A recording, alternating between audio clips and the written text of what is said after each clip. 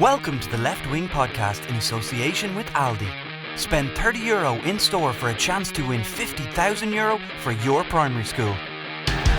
Taylor, O'Driscoll, Morgan, extra man is Fitzgerald. Oh, Fitzgerald is cutting back inside! Leicester have another! Darcy, O'Driscoll through the legs, Rob Carney out to Fitzgerald again, step and score! Number 2 for him!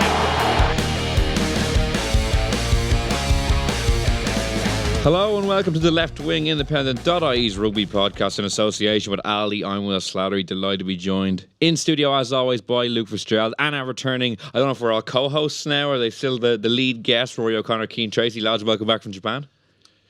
Thanks. Arigato gozaimasu. Yeah, cheers. Yeah. Rolling off the tongue now. I know, yeah. We thought it might be a bit off. It's just a lot of chefs in here, but we'll maybe figure it out who's the dominant. We're person. retired now, Will. It's grand. We're just guests again. That's very big of you. We were very democratic, though. We used to rotate the hosting. It was all very, whoever felt up to it on the day. It's a team effort. I feel like you saddled Cian with it. Listen, in fairness, at least we're not beside the side of a road or beside a river or traffic going by. It feels weird to be in a proper studio. Yeah. I know. Yeah, like how did you lads get on? Like Rory, you were there for the longest stint, 7.5 weeks. You were saying that's a long. 54 nights. Yeah, it was brilliant. It was really, really fun. I need to come up with something really kind of profound to say about Japan because I keep saying the same thing, but it's unbelievably interesting, a brilliant experience. But I was glad to come home at the end of it because Japanese hotel rooms are not that comfortable, and their pillows are full of ball bearings, as far as I can tell. So, bring your own first world problem. Bring your own pillow to Japan. If anyone, a lot of people probably want to go now after seeing what the World Cup was like, but bring your own pillow. It's makes a bit of room. Tips. Absolutely. that's my spin-off podcast. Stay tuned. There's a travel podcast coming soon. And Cian, did you come back from it very depressed about the state of Irish rugby, like a lot of people over here who were kind of viewing it from afar? Like, how did you experience the latest World Cup collapse being over there? The weird thing was I flew home on the same flight as the team. So, after spending cap pulled down, scarf pulled up, 6 weeks, following them around and stuff, which was great because we got to see so much of the country, and that was probably one of the best things about the World Cup because you were following Ireland. We were moving every week, and you got to see so much of it. But yeah, that was an interesting morning in the airport. It was a very early morning flight, and the airport was empty except kind of squad members walking around. So it was pretty much walking down with your head down because you didn't kind of want what was the relationship like between the media and the team by the end of it? I thought it was fine. I mean, certain players were put up in the mix zone after the All Blacks game, and certain players weren't put up in the mix zone afterwards. And I think fair play to a lot of the younger guys who came up out and fronted up. I guess in the last couple of weeks since we've been back, we've seen Johnny Sexton in Cardiff last week at the launch. Leinster this week had Luke McGrath and Rhys Ruddock up. So Peter O'Mahony in Munster today. So they're starting to come back into it. But I thought it was fine. I mean, I'm sure the players probably haven't been too happy with the fallout, but I guess when you set such high standards for yourself, you're going to be judged by that, and they didn't live up to them, and that's what it boils down to. And I know, Rory, you've kind of just been off for a couple of days, coming back. Now we've Champions Cup this weekend. Like, in your head, is there a cloud hanging over everything now? Well, I think the first question you asked Cian was interesting. It was like, are you depressed about the state of Irish rugby? And the reason I think everyone's so disappointed about the World Cup performance was that Irish rugby's never been in a better place to perform, and that the national team have never had such good conditions to perform. Joe Schmidt had such control over every element of Irish rugby. He was able to manage the players' minutes. He was able to move players around. He was able to get Joey Carbery down to Munster, Jordy Murphy up to Ulster, and yet we ended up with the same result. And that's really what the big disappointment is. The big underachievement of the whole of 2019. Really, I don't think those players are bad players. I think we're going to see that over the next couple of weeks. I think Leinster are a really good bet for, probably not great odds, but they're a good bet to win the Champions Cup because they are excellent players. Munster have a lot of good players. Ulster have a decent team. Connacht have a good team as well. There are good players within Irish rugby, and I think we will probably have a bit of a fall off in the next year as they did in 2016 for the national team, but Andy Farrell will then rebuild around a different team. So my big fear is that we're going to have the same World Cup cycle we always have. I mean, that was the best World Cup cycle we've ever had, probably, but then at the end of it was the big fall off in the most important time. But that someone will win a Heineken Cup, someone will win, Ireland will win a Six Nations, maybe even Grand Slam. but we'll get to France and the same thing will happen. That's the big fear I have, because we just get World Cups themselves wrong, because they seem to have figured out the cycle. So I'm not particularly bleak about the future of Irish rugby. I think they've got a good coach. They still have very good players. I think he needs to learn a lot of the lessons and be a lot more ruthless than Joe Schmidt was in his final year, and move things on in the way that Luke has probably been calling for in here, in terms of all the different things that Joe probably didn't do right in the last year. There are lessons to be learned, but no, I wouldn't be bleak about the whole thing. What's frustrating is that they actually had a really good chance to have a really good World Cup and they didn't. Well, I think we've done enough World Cup postmortems in here to last a lifetime, so maybe just... I'll go again. I think we have to keep talking about it, though. Yeah. I think you can't move. The one thing that really frustrated me 4 years ago was everyone moved on. And particularly because of 5 injuries and our 4 injuries and suspension, and there was an excuse there. But I always thought that Argentina performance could have been better. I always thought that team could have achieved a semi-final even with what happened. I'm less convinced of that one, Rhodes. Because I think, like we talked, I agreed with for me now, there was a lot I agreed with that. That was quite surprising. I agreed with a lot of what you said there. But you looked like you believed when you came on that day. I mean, you were very much part of a massive comeback. I was pissed off because I was like, well, how did I get picked ahead of me? Like, that didn't make any sense. That was a bad decision. Yeah. So when I got on, I was like, well, I have everything. I was like, the game was at a low ebb. I was coming on a situation where I was going to be able to make a difference, and I was playing well. I knew I was playing well for a while. Even though I'd come back from a shoulder injury, I just knew from training and all that kind of stuff that... it was at a big point to prove. Like, I wanted to anyway myself, because I'd never been in that situation where I was in a quarter-final of a World Cup.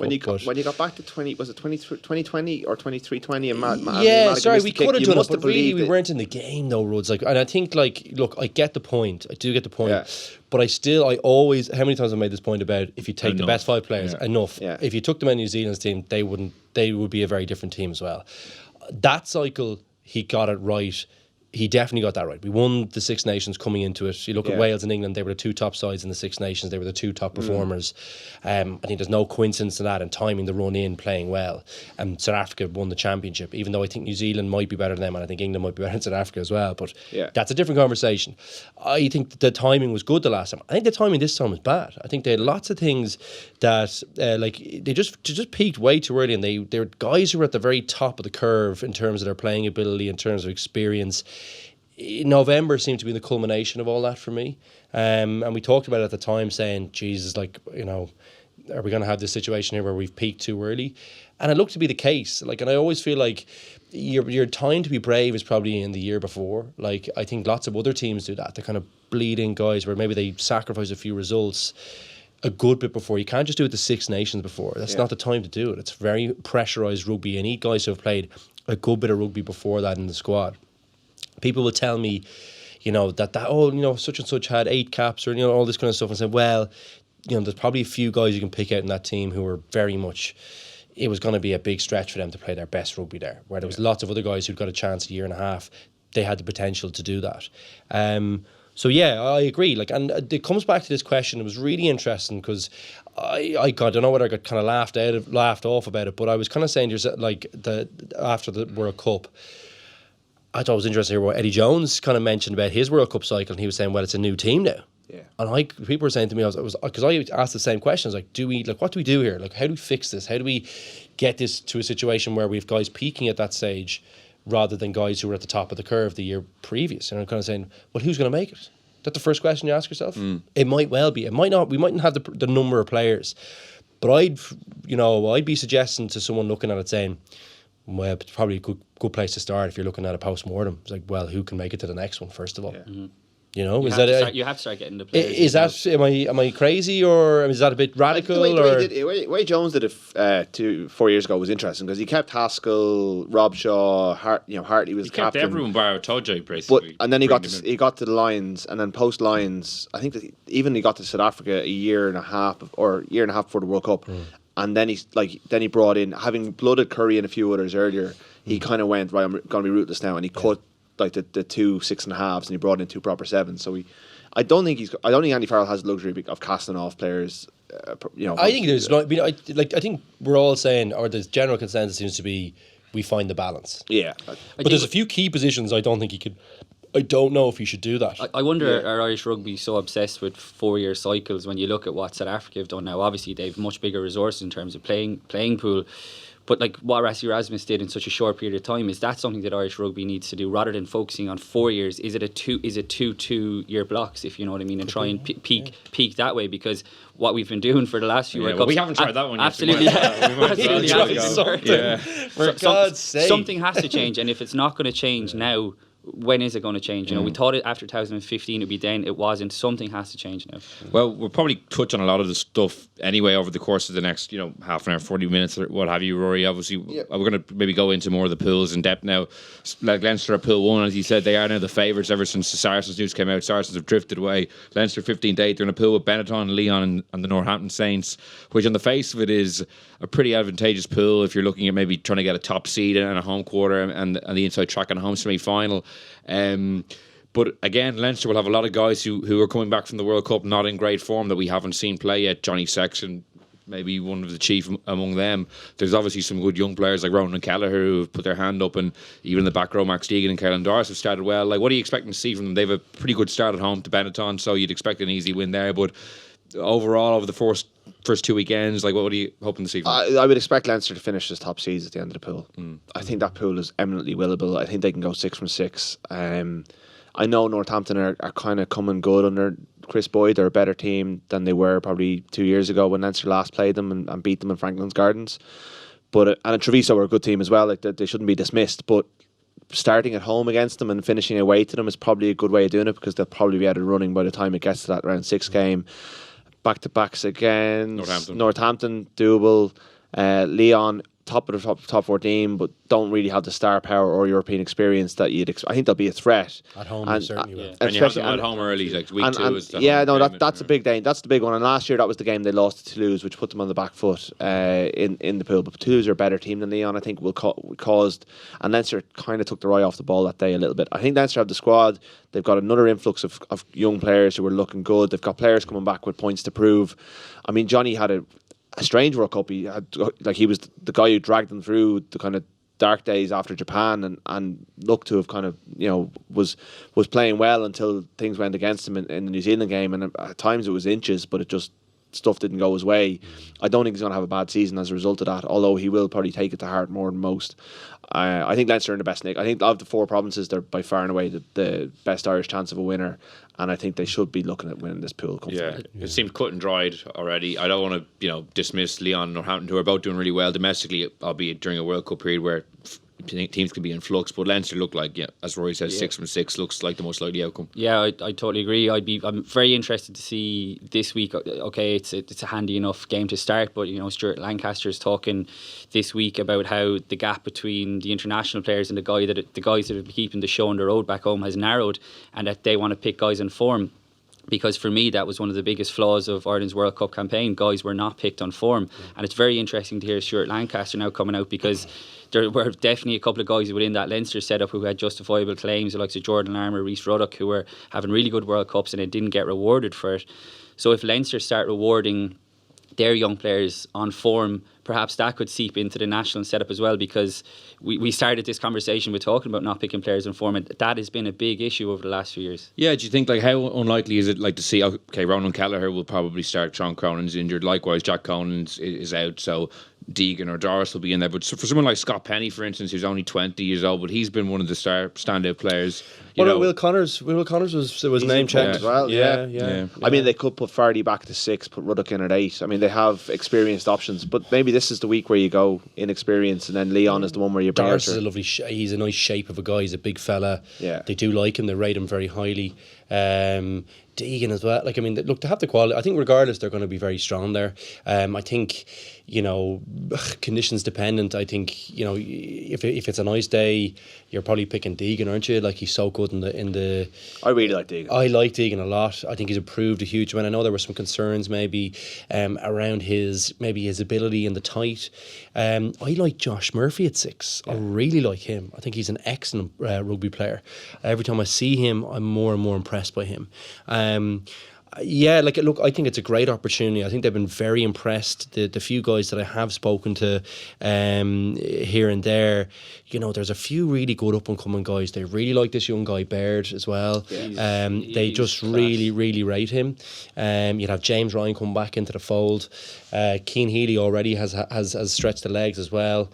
Furlong back in the mix, and he's a guy I think who I'd like to see maybe kick on. I think we haven't seen him be as dynamic. We saw glimpses of what I thought against Scotland and Samoa particularly. I thought he had an excellent game, but I think there's more in the tank for him. He was in my top 5 players in the world the Lions year, and I think maybe there's a bit more in him. There's more to see from Tadhg Furlong than he's showed in the last little bit. I think he's under pressure. I think Andrew Porter's coming playing brilliantly. I mean, there can be no bad week. Kind of a bad week in there. If Andrew Porter's going better than Tadhg Furlong, doesn't matter if he's lying. He's got to you got to go with Porter. This is what has to start happening. I think Leinster have started doing that. We've seen Rob Kearney on the bench a couple of times in games that you would have, definitely would have started for Ireland over the last year. He couldn't not get picked for Ireland. Yeah, that's it. I think that's the culture that has. I think Leinster have been changing. I don't know if it's a good example, but I agree. Leinster have been great. Sorry, it's a great example. Sorry, excuse me. It's exactly what we're talking about. What happened after 2016, that season where Connacht won the Pro 14, was that after that Leo Cullen and his coach went, right, we probably pick players for big games based on reputation over form.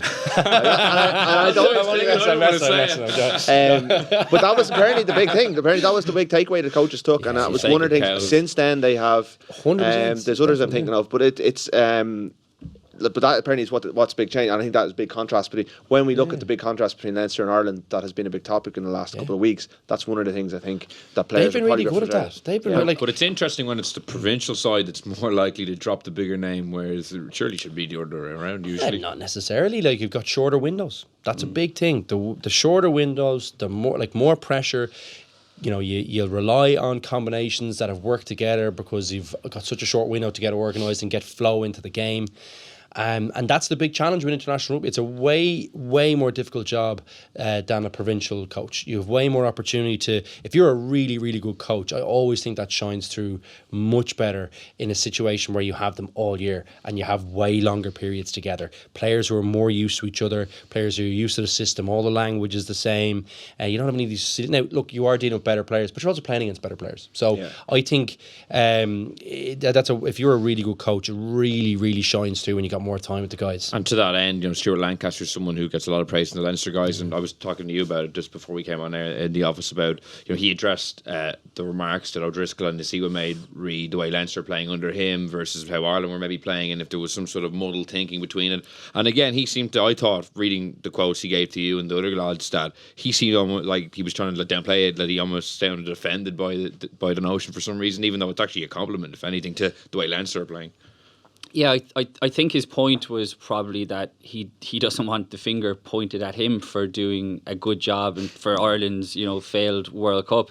I think that's what he was probably getting at. He was definitely armed and prepared for the question because Leo Cullen's been asked about it, Sexton was asked about it at the launch last week, and they're both sort of saying the same thing. That, and in fairness, it's a very good point. Munster had a new coach, relatively new in Van Gran. Andy Friend was a new coach in Connacht. Dan McFarland was in Ulster. So why weren't people pointing at that? But I guess there is such a stark difference with how Leinster are playing the game, this comfortable in chaos thing, compared to what Ireland were doing. And I think when someone like Brian O'Driscoll, and in fairness, Easton Aseo was the first person to come out and say it, who two absolute loyal servants to Joe Schmidt, when they come out and say something like that, you've got to sit up and take note, because they're not pulling that out of the air, you know what I mean? Like, they didn't just make that up. That came from somewhere. Yeah, Rory, it's going to be interesting to see how this develops as we go into Andy Farrell's first year, because if Ireland do play a similar style and Leinster are continuing to go well, it's just going to become bigger and bigger an issue. I don't think it will, because I think Andy Farrell is much more philosophically aligned with Stuart Lancaster than he will be to Joe Schmidt, and I think that Ireland will change the way they play under Andy Farrell. I don't think Andy Farrell is going to basically dust off the Joe Schmidt playbook and go. He's a different kind of coach.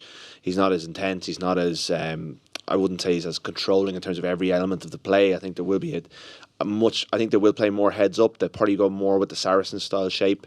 I think he did have a big influence over the 2015 England attack. Whether that's a good or a bad thing, I'm not sure. But before that World Cup, they looked really, really good. Did you play in that warm-up game where they caused all sorts of problems in Twickenham? In Twickenham, no, I didn't. They were really good that day. I know Anthony Watson's a class player. They were getting it wide to him and May. I think May that day as well. They were really good. But did May get selected in the end? I'm not sure.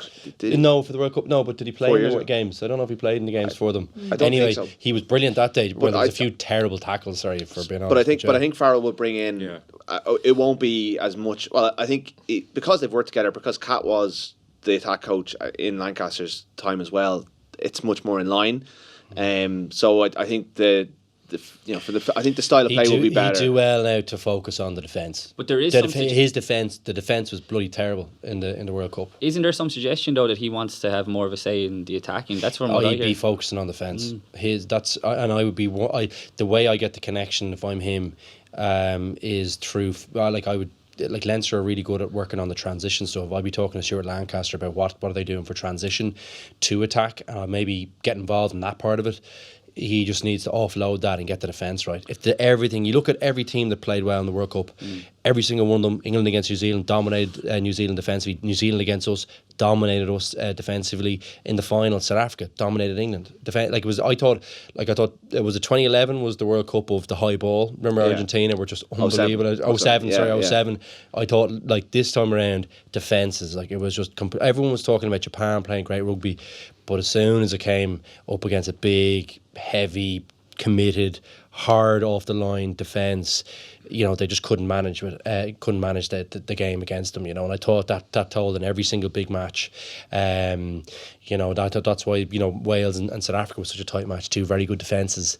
Very hard to break down. That's why they got so far in the competition. So.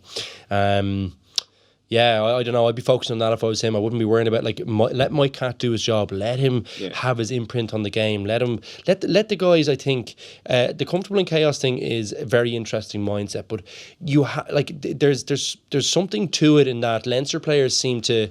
I always remember Joe Schmidt making a point about the odds of you scoring the longer you have the ball decreasing massively when you go beyond a certain amount of phases. So I think once he got to that point, I think he got maybe a little bit overly pragmatic about that. Whereas I think Leinster have gone back to saying, well, even if with the chances of us scoring the longer the phases go on, we'd still rather have the ball. Yeah. And we're going to actually practice, trying to break teams down and attack that way. The Irish game plan that was built on retaining the ball over and over again. But I think it's just real pragmatic. They didn't really take many chances. I don't think they were very predictable. I think. But I also feel like a big thing that I've talked about all the time is if you look at England against New Zealand and New Zealand against us, the ball playing with the forwards. Like if you're going to play an attacking game, your forwards have to be. In fairness, Leinster are great at that. Leinster do it really well, and they didn't do it well in the final against Saracens. It was a big thing they did not do. They didn't take an extra half a step back.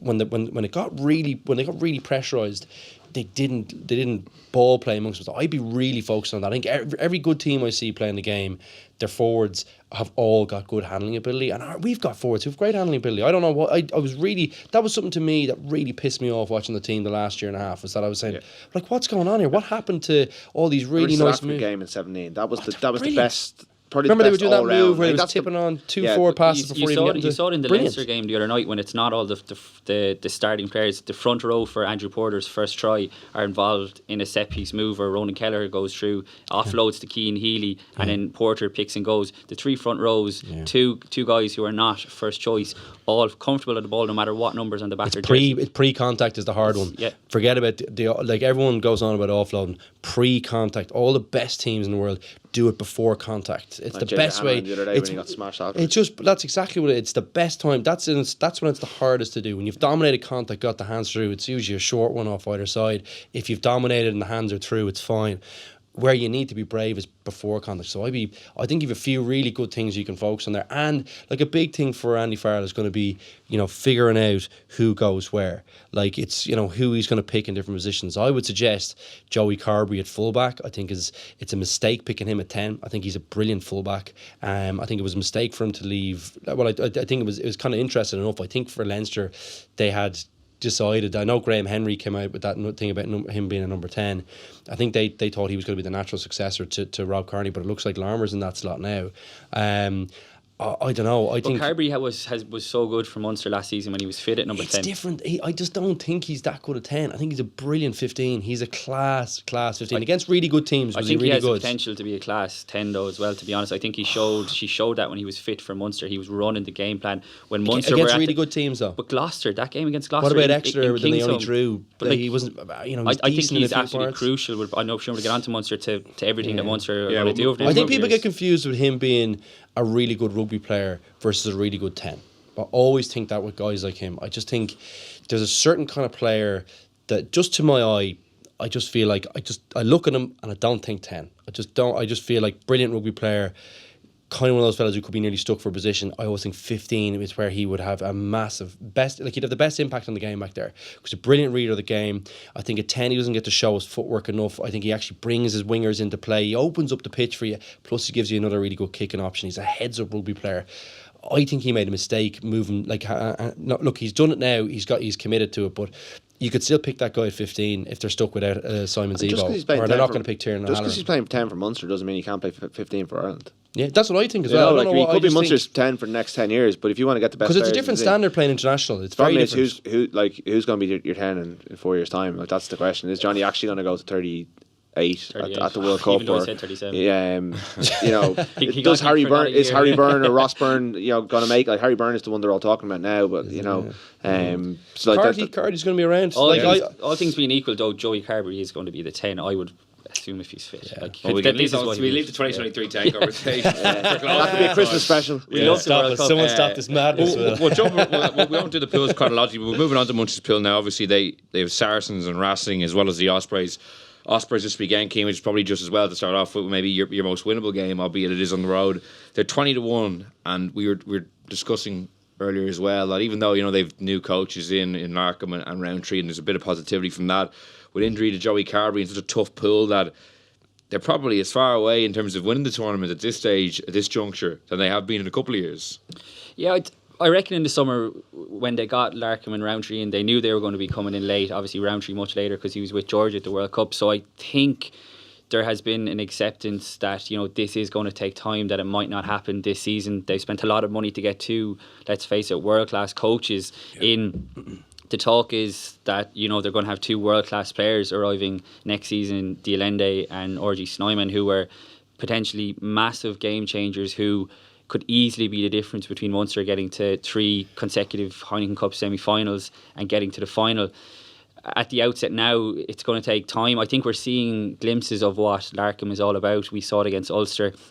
I was down in Munster today talking to a couple of players, Tyler Blainhall and Mike Haley, and he's just encouraging them to play with more freedom, which I think will be a real breath of fresh air. Music offloading. And music to the ears of Munster fans. Like they want to see a bit more of this attacking play. But I think there's probably an acceptance that this could be a slow burner of a season purely because there are so many new ideas trying to be implemented. They haven't really strengthened their squad that much. Nick McCarthy has come down from Leinster. So there's not much evidence to suggest, in my opinion, that they are any better now to take that next step in terms of Europe and the Champions Cup, getting to that final. But I think if they can get those two South Africans over the line, then next season they're a totally different proposition. But on this season, Rory, obviously away to Ospreys week 1, home to Racing week 2. It's a big, huge 2 weeks for them. Well, I think I said last year that last year was the big opportunity for Munster because of the age profile of the players.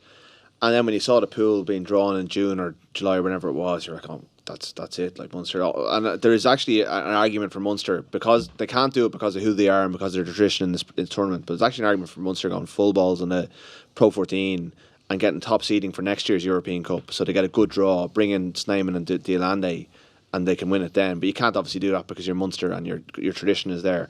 And they're the masters of the pool stages. And suddenly Saracens are saying they're not going to take it seriously. I'll believe that when I see it. Yeah. Racing are in the smoke screen. They need something. Racing are in the lower reaches of the top 14. They're not doing particularly well. They've kind of gone for a bit of refresh themselves.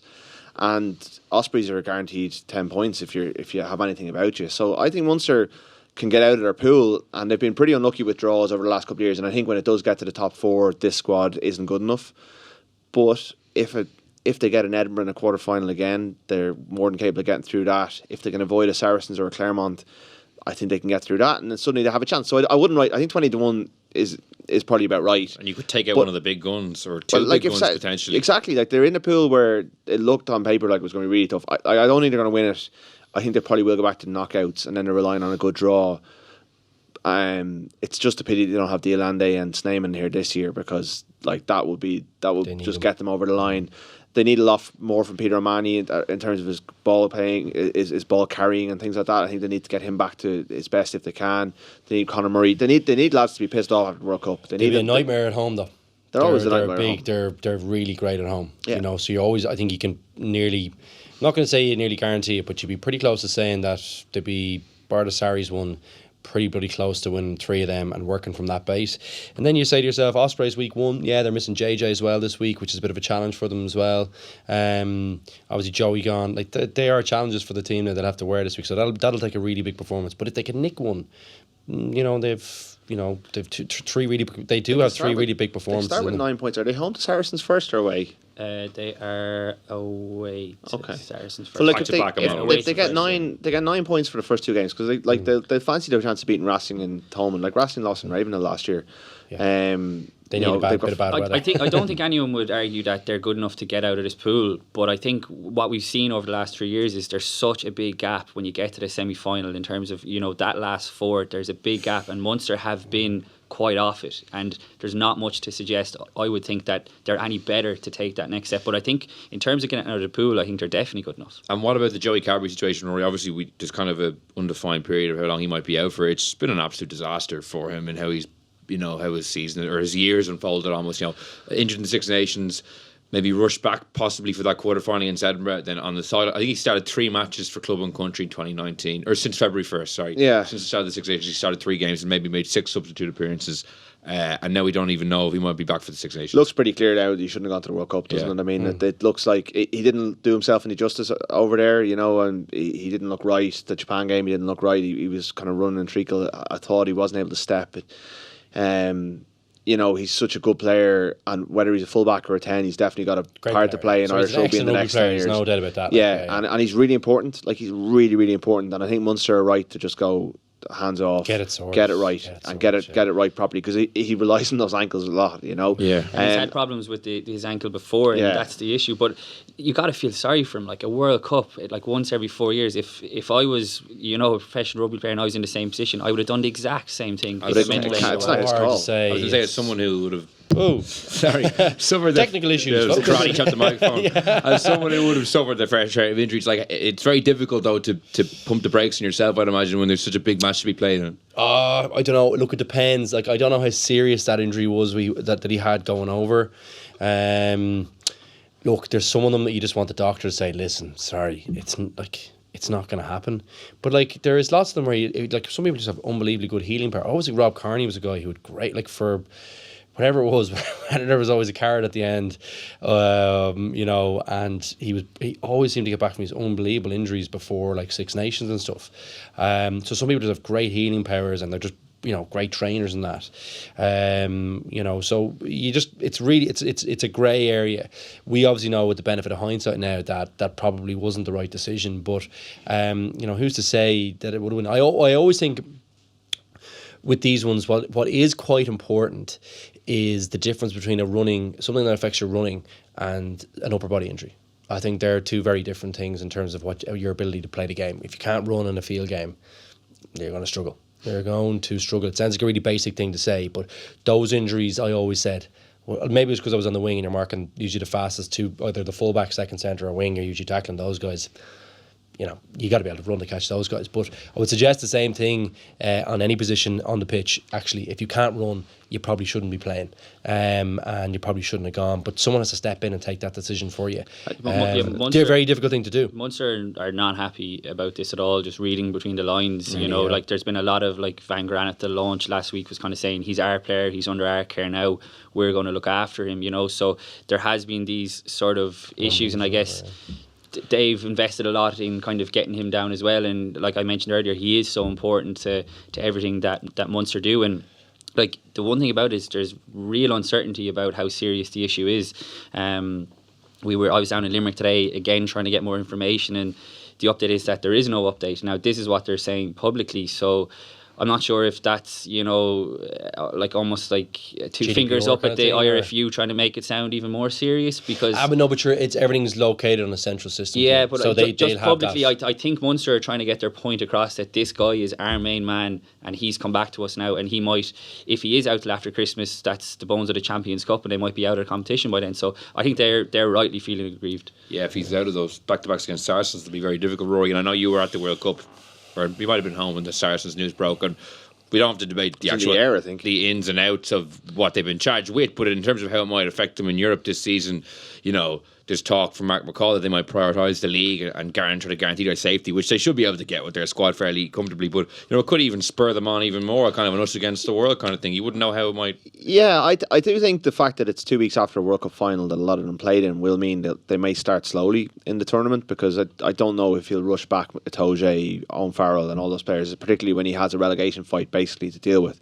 But I do think within that dressing room there's enough characters and enough winners to go, we're defending our title and we can't win the Premiership this year, so we want to win it. We want to win Europe. We're not even going to be in Europe next year, and also it could be our last season together. If they win, they qualify again. If they win, they qualify again. Yeah, so that could be that's another carrot. So while McCall says it, I think that dressing room's going to be to try and win it again. Did it double last year, didn't they? Yeah. So And they have this. They have the panel, and they've the best academy in England as well. So even if the main men are away for the first couple of weeks, they'll fancy. They might sack off I presume Racing. he's going to go from a base of strength, though, isn't he? He's going to have to try and get positive at some point in terms of points, isn't he? Is it so? We're talking about this kind of, but I would agree. I think he absolutely should be able to fight in two fronts, but he's still going to be we need to get ticking away at these minus points pretty quickly. Yeah, do you think? Yeah, but he could probably go right. We're going to lose to Racing in the first weekend in Paris, but we'll get 5 points off Ospreys. We'll forget about Europe for a couple of weeks. Then we get Munster back to back. If we edged up that head to head, we're pretty much in this. Then deal with the Premiership over Christmas, and then you're coming into the last two games. You've got the Ospreys again. I mean, they'll see that as doable. So I don't believe him when he says he's got. Certainly, I think the players when Itoje and these lads come, and Billy Vunipola and Mako Vunipola come back, and they're playing those matches, and they're also they've got World Cup hurt that they want to work out on someone, and they also want to keep this winning culture. You saw Pat or Alex? I always get confused. Alex Anderson the other day using the Taylor Swift quote, basically saying we're going to use this we're going to wear this, we're going to own. This is our cause for the season. That makes them even more dangerous. Yeah, that's what I mean. I don't think too many people will be feeling too sorry for them in terms of the squad depth that they have. Well, they signed 3 internationals from last season, like Elliot Daly, Reece Carey, and Jack Singleton. So they'll be all right. The legality now comes into question. Yeah, I was going to say if that wasn't raising red flags. But that's the whole thing. They're not the Elliot Daly one was particularly disheartening. But they've been found guilty of allegedly breaching the salary cap for the last 3 years. But what about this year? Apparently, according to we don't know. They do definitely have 2 squads that can compete now. Yeah, I mean, they'll be grand. Apparently this year isn't involved in this investigation, but you would wonder. But when will that investigation be happening? Yeah, exactly. That's the thing. How do they enforce it from here on in? It's tricky. But I do think I can't see them. I think they're still a threat. They're still the best team in the competition. Yeah, they are, but it puts an asterisk next to the competition if they don't take it seriously for certain games, because they didn't even show up to the launch last week, which was okay, they had their reasons, but it looked terrible that the reigning champions. I was explaining it to you earlier. So what were you going to do? The interviews would be completely dominated. Would you not just face the music? I don't know. I'm sure they were getting. They've never want to be popular. They kind of thrive off this stuff. Saracens. It didn't look good. I was telling you before we came on. Went into the room early and kind of the tables are all set up. You know the story, and the crests are all on the table. So I was trying to plan. I sit close to the Saracens. Going, hang on, where's the Saracens crest? Oh, there'll be a press release there in a second. So they did it before in 2010. I think they went to Oktoberfest instead of turning up to the launch. So they have history in it. So Oktoberfest is better. Which one I'd rather go to. In fairness, I would too. Yeah. But it just looked bad that the champions weren't at the launch. Okay, in a word, do Munster make it out of this pool? Yes. No. Well, 2 out of 3 isn't too bad, I guess. I think Racing are pretty good. Yeah. I do think Racing are pretty good, and I think Saracens will get their act together. I can't see them. Look, the only mitigating factor there is what team Saracens pick. But I don't know. I just feel like Racing are pretty good, and they're pretty good in that La Défense arena, whatever it is. That's they're hard to beat there. So they could be. You think they're probably going to be 3 for 3 as well at home. So that's a tricky one. It's set up to be a cracker. Anyway, moving on to Pool 3, Rory. Claremont back in the tournament for the first time in 2 years. Ulster, Bath and Quins. Not an easy pool by any means, but Bath and Quins, probably two of the English teams who were in the tournament that wouldn't be as strong as maybe your Saracens or your Exeters. And Ulster have recruited pretty well over the summer, bringing in Matt Faddies and Sam Carter, beefing up their squad as well. They've a bit like Munster, they've bathed away and then Claremont at home in their first 2 weeks. A good start there will put them really in the mix because Quins back to back is winnable. Do you know where I liked them on Saturday watching that Ulster Munster game? Jack McGrath was in people's faces. He was energetic. He had a bit of life to him. He's coming on the ref. He was gone. Yeah, he was winning collisions and then going in lads' faces and going like. I haven't seen Jack McGrath have that much life in him for a couple of seasons since probably his Lions tour. He looks like he might be getting something back. I think maybe missing out in the World Cup was maybe the kick that he needed. He played with a hip injury for a whole year, or a knee injury, sorry, that they didn't fix because everyone was injured. Yeah. It really killed him, yeah. Absolutely, and it was a real shame to see him because, he would have really added, although Kilcoyne was brilliant at the World Cup. Kilcoyne was unbelievable. He was one of our best players at the World Cup. Absolutely. He's unbelievable. But for Ulster to sign a Jack McGrath, it didn't, towards the end of last season and during the warm-ups, you're like, geez, what are Ulster getting here? Suddenly, he's starting to look maybe like he's getting it back. Carter looks like a good addition. I thought Ulster were really good on Saturday, apart from the fact they couldn't hold onto the ball. Their pack looked more threatening than it has done for a while. They're beefy now, don't they? If you've Marty Moore there, Herring up front, that's a good front row now all of a sudden, and Marty Moore just back. Carter and Henderson has decent a lot of points in the bench. Eric O'Sullivan had a very good year last year. Tom O'Toole is up and coming. And Coetzee, who's is he back now? He is back. Is he? Sorry, I know because obviously he didn't get selected for that thing. He was very unlucky that he doesn't have a World Cup winners medal. He would have. He 100% been there. Yeah, he might not have been in the match day 23. No, but he would have been in there ahead of your. Pretty close. I don't know. You leave that guy. He's bloody awesome. I think. Cagler Smith. That's who I'm thinking of. Well played. He was the only forward that didn't get in the match day 23 basically. So I think Ulster, I think Claremont will win that pool. Yeah. I think no one will beat Claremont in Claremont, and they're pretty comfortable going away, and they were really good in the. I watched it. I was at the Challenge Cup final last year, and they were just awesome. And you go back to that semi final against Leinster a couple of years ago, and they know this tournament. They know they haven't won it, but I think they'll win that pool. They do, yeah. They know how to beat a lot of good teams and then screw it up at the end. Knock out other good but teams. I think they're one of the contenders. But I think Ulster will definitely fancy going to either the Stoop or the Rec or both and getting a few points. It's a real dogfight, those three, isn't it? I think. Yeah. Is that your sense of it as well? Yeah, definitely. I think Ulster have the best team out of the three of them. Yeah. I think so much depends this weekend if Underhill and Lowe are going to be playing for Bath, because if those guys aren't playing, I saw a video of Lowe in Barbarians jersey. Is he involved in that squad? Yeah, but that seems instead of playing Champions Cup, that'd be mad, wouldn't it? That's what it looked like in that video. Still on the pitch. Yeah, he was eating a big hamburger. But you saw what those guys did to Leinster. I mean, if they're playing, that changes totally how good Bath are. Now Underhill might be given more time off after World Cup. He was sensational at the World Cup as well. Yeah, I think Bath now was good.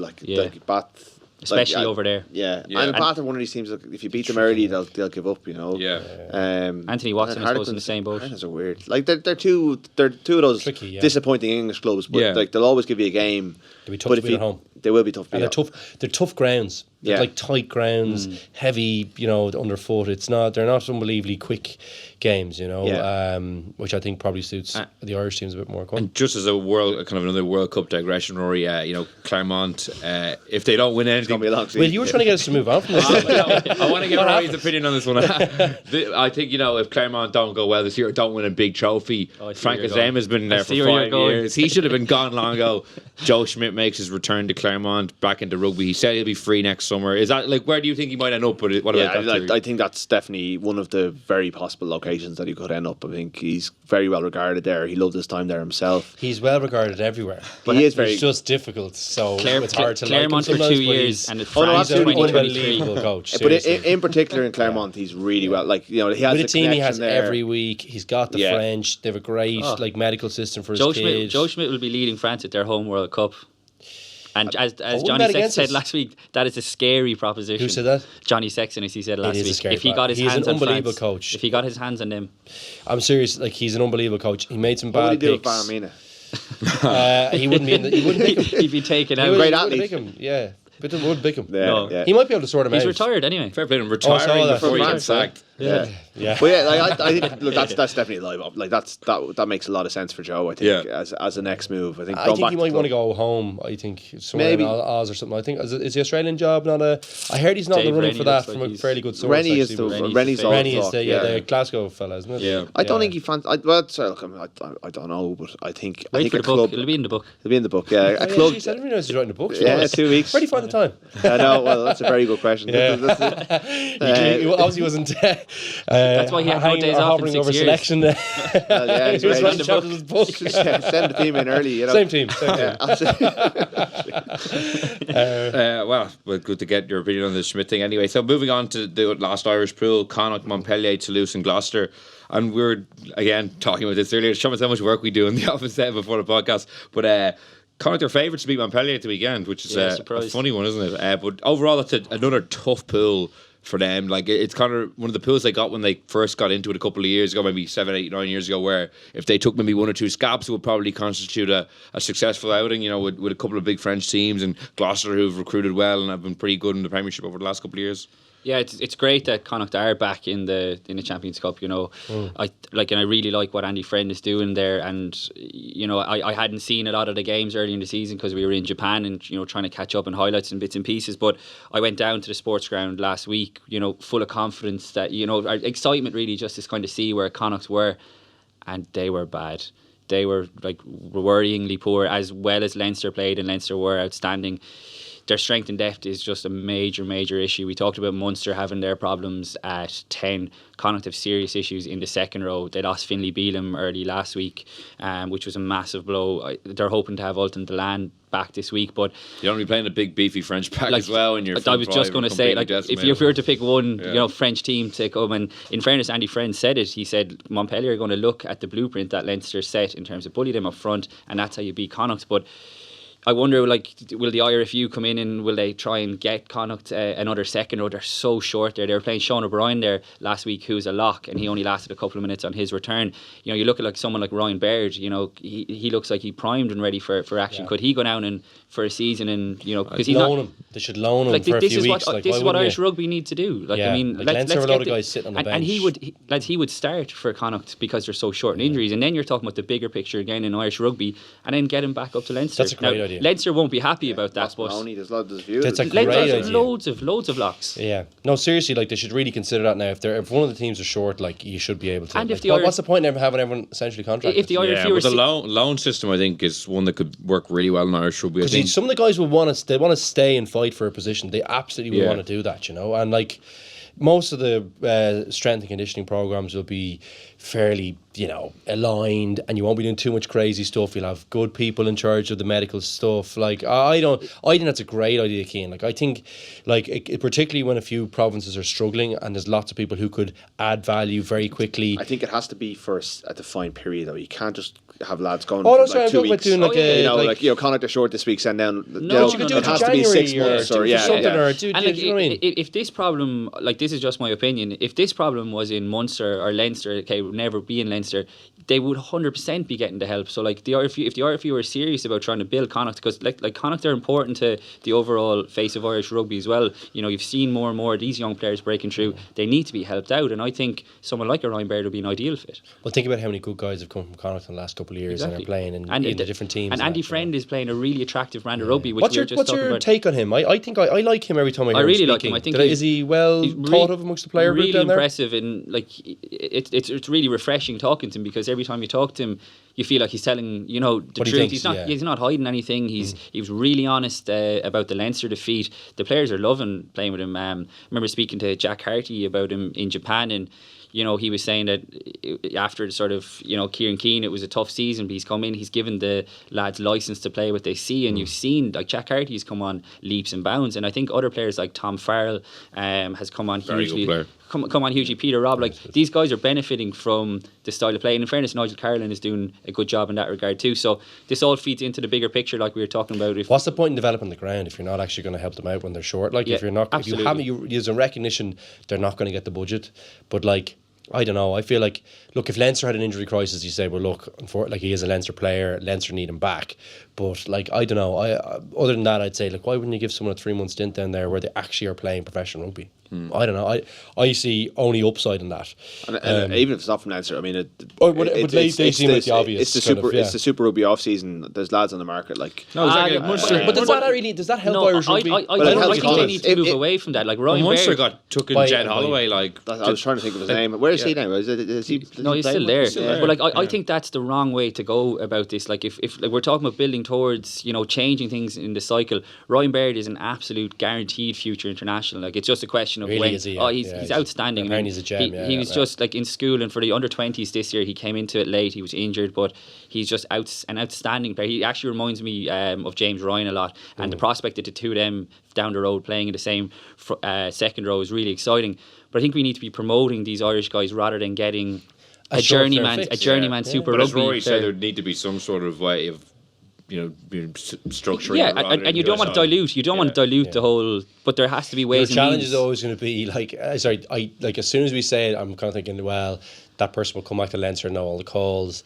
Like there is challenges with it, but like I think in theory, it's definitely worth considering, particularly in a few different positions where there's people who are quite far away from the team, who aren't going to get games. And if you feel like, look, they're ready to play, but they're just not going to get an opportunity here because you've got Devin Toner, you've Scott Fardy, you got James Ryan, you've got Ross Maloney ahead of you. I don't see why you wouldn't be able to do that. It happened with Thomas Daly, Tom Daly. It's Stephen Fitzgerald went on loan initially. With a couple of guys on loan. And both of them went on loan and got contracts then, and now this is a little bit different to the Ryan Baird example. I know. Ryan Baird will be a bigger prospect. But they're two guys, it's such a good point, who could have been lost to the Irish system, and now instead they'd probably be playing championship rugby now if they hadn't gotten. And they've reinvented themselves at Connacht, and Connacht are reaping the rewards. So that's where you talk about the joined up thinking, which I think Irish rugby needs more of. Yeah, so Rory, can Connacht get out of this pool, do you think? Don't think so. I think you can't play Montpellier without a scrum or without a tight five, and that's a big problem this weekend. But like of all the teams that are not going to fancy going to Galway, it's Montpellier. They're the worst away team out there. But they're one of them anyway. Don't like it either. Pretty different climes. Toulouse have been there a couple of times. Like Toulouse, I think will have their eye on this one. They won the French title last year. I think they'll have their eye on this title. Toulouse are the back to back, aren't they? No, Toulouse are second. So it's Gloucester back to back. Gloucester have had Connacht's measure over the years. I think it's not a good pool for Connacht, and I do think Connacht are a really good team and will hopefully be able to qualify for this again next year. But they've been unlucky, and it does show again that if you are the lower ranked team going into this, from your Pro 14, if you squeeze into the Champions Cup or if you qualify as the kind of sixth team, you get a really crap draw the following year, because that's a tough draw. Yeah. I think everyone was struggling in that pool. Yeah. And I think Connacht in particular, because of the size of their squad, competing on two fronts is difficult for them, and with their injury crisis, they're going to struggle against Montpellier and Toulouse in the first 2 weeks. That's not. You don't want those two teams when you've got no scrum. Breather, yeah. Well, I'd say Gloucester would be pretty good this year as well. Gloucester are a good team. They've been aggressively recruiting, even behind the scenes stuff as well. Like Dan Tobin, excellent operator. Leinster for years and years, spent good money on him to come and work on the back. So I think they're in a good place, Gloucester. Actually, I like all the people that they have around them. I think they're building something good. Danny Cipriani.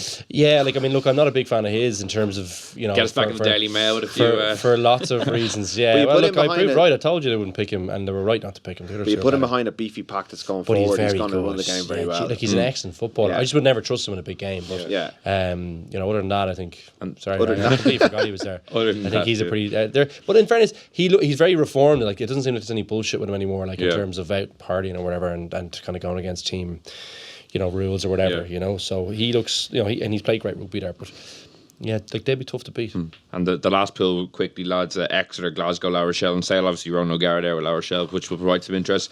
Exeter, you think maybe this is their opportunity to make a mark in this tournament. They've only gotten out of the quarterfinals once in 6 attempts, which is very poor considering their domestic form. Is that the team you look at there, or do you think Ronan O'Gara and La Rochelle? They'll probably focus on domestic. Yeah, you think? It's hard to know how that pool, not to sort of dodge the question, because you look at Glasgow, Dave Rennie is leaving at the end of the season. That complicates things for them. And in fairness, Glasgow and Exeter are two teams who, you know, promise so much in Europe and then just fail to deliver. Like, I think actually this time last year when we were doing this podcast, a couple of us, I think I did, tipped Exeter as possibly dark horses to win the thing. I've distanced myself from that prediction. Yeah, actually. I think to that point. I've no memory. I think it was Rory. So I'm going to up because I really liked everything about them. They're a great club. And Sale are good as well. Sale used to be good, but Sale are good these days. They got Faf de Klerk back as well. AJ McGinty's playing running 10. He's a good player. The Currys. Yeah. That pool is quite competitive, really, isn't it? That could go. Jaco van Rensburg. I was over at their game against Connacht. They in the quarterfinal of the Challenge Cup last year, they blew Connacht away, and I was like, geez, these are decent, and they strengthened. I think, do they have Diaga or he's injured, but they've recruited a couple more. So I think Sale will be dangerous, and Sale. The English teams will probably take points off each other, so there's possibly, Glasgow could have a window, but Glasgow always there's basically a collection of teams who disappoint in Europe every year. Forget about Glasgow. Stuart Hogg with Exeter as well. Makes it more interesting. That adds something in, but that actually be an interesting pool. Teams will take points off each other. Exeter lost to Bristol on the weekend, though, didn't they? Are they that good? Or would they still have a few guys? They'll have a few guys come back. I think they were 17-0 up at half time. Is that right? Yeah. But Bristol are going well, aren't they? Bristol are top of the league. Are they? Yeah. Jeez. And I knew that, but I didn't know that. La Rochelle are a weird one because they got to the final of the Challenge Cup last year. Their first year in the Heineken Cup were really, really good, and then kind of fell apart in the knockouts. And then it rebuilt, and now Ronan O'Gara's in his first season. Interesting to see how he gets on. I'm really excited. That's one of the games I might actually watch. One of the kind of outside ones that I'd be like, actually, I'd be quite keen to see how he. Yeah, if they actually put focus on, it's the classic French thing. I couldn't imagine Raj and John O'Gibbs not focusing on it. And they have the squad. They have a big squad. Hopefully they do take it seriously. That'd be great. Yeah. Well, then let's finish up, lads. I might go around the three of you and just get us to give you your finalists and your overall winner. Cian, maybe starting with. Thanks, Charlie. Look, I think if Saracens do take it seriously, which I think they will, I don't quite believe they're going to rock up and with an academy team or anything like that. I still think that they have the strongest squad. I think Leinster are definitely the best place to challenge them. I think they're definitely the top two, and behind that I'd have like a Toulouse and a Clermont, I think. I think the finals in Marseille, isn't it? Mm-hmm. I think it'll be Clermont, Leinster, and Clermont to win it. Ooh, I like it. I'm trying to figure out if who's playing who. Or too late. It's coming around to me. I think I'll just go on what I think are the best teams. I think I still think Saracens, again, dependent on who's playing. I think Leinster close behind, and I think I actually think Toulouse would beat Clermont, even though Clermont are probably a better team. I think they're just better pedigree in the competition. So I'm going to go those three. Final, I would say I'm going to go with Leinster. I think Stars are they the same side of the draw? It looks like to me. I have a quick scan there. It depends on who play. Oh, sorry, of course it's the top 8. Jesus, sorry, my apologies. Like Munster could do the tournament a favour if they do put a dent in Saracens, because then they put Saracens on the road. That's what I'm thinking. Whereas Leinster are really well set to I think they should win all their games and come out as, or at least win 5 of 6. Yeah. They should be one of the top seeds. That was a big problem for them last year, that they lost to lose and they ended up on it. They got to the final. They did, but it was a tougher route. It's funny because you could see Saracens maybe losing a few pool games, getting away quarter-final, winning that and getting a home semi-final, because that's how it flips back around stupidly. So even though Leinster are down to be home at the semis, if they won all their games, they could end up going away. It was what happened last year. Toulouse beat Racing, and then Leinster ended up getting a home semi because of it had Racing won. Racing would have been at home. So many permutations. Where are you going? I'm going to go Clermont and Leinster as well. I actually agree with Rory. I think Saracens might get knocked into an away quarter final. It could be a difficult game depending on who they might play. If you remember, after the Lions, they struggled. That was their down year, and that was a big World Cup for a lot of English players as well. They went right to the final. They've had a massive disappointment. They have Racing away this weekend. If they don't get a win there, they're already chasing. Yeah. If you're looking about maybe getting a top seed, they could still get out of the group 100%. But if you're looking at overall winners and the easiest path to get there, Leinster have the easiest pool. They probably had in 15. Saracens the best squad. Saracens are the best team in the competition. Yeah. I agree with that. I suppose on the flip side, if Saracens end up beating Racing this weekend, then everyone's going, okay, they haven't gone away. Yeah.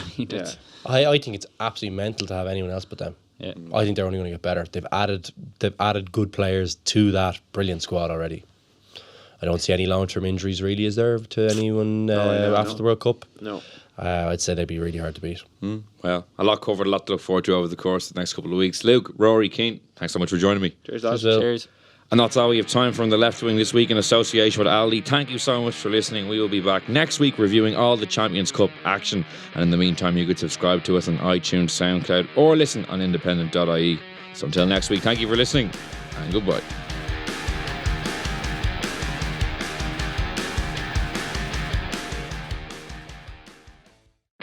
The Left Wing Podcast in association with Aldi. Spend €30 in store for a chance to win €50,000 for your primary school.